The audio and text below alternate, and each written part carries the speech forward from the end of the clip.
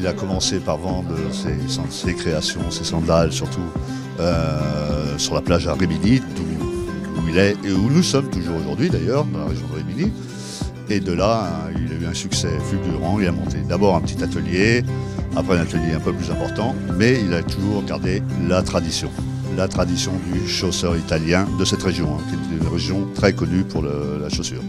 Comment se passe la création d'une chaussure? J'imagine qu'il y a d'abord une idée et puis il faut être sûr qu'elle soit portable par les femmes. Alors, c'est tout un processus qui est adapté depuis M. Sergio Rossi jusqu'à encore aujourd'hui. Donc, nous avons un créateur qui dessine les chaussures, un ensemble d'artisans, une dizaine d'artisans font le prototype.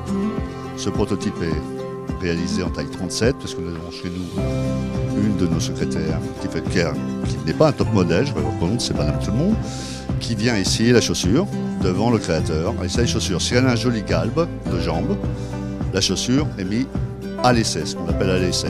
Le lendemain, quand elle vient travailler, elle porte la chaussure toute la journée. Si à la fin de la journée, elle dit la chaussure, je ne suis pas très bien dedans, c'est pas confortable, la chaussure, elle est jetée. C'est toujours la même dame? C'est toujours la même dame, c'est depuis 10 ans. Changé, oui, évidemment. Elle a changé, mais ce que voulait l'esprit M. Sergio Rossi, qui est l'esprit d'aujourd'hui de la maison Sergio Rossi, c'est que ça soit pas un top modèle qui vient essayer les chaussures, mais que ça soit plutôt Madame Tout le Monde, parce que c'est l'usage qu'on va en avoir dans la vie. Non seulement pour la jambe, parce qu'il faut que ça reste féminin, sensuel, sexy, mais il faut que ça soit surtout confortable, parce qu'on va la porter toute la journée.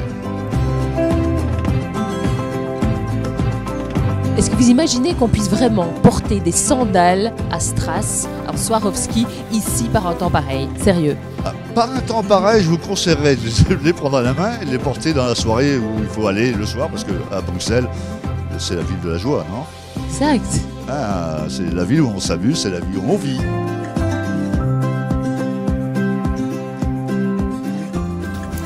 Et bien voilà, je sais ce qu'il me reste à demander au Père Noël.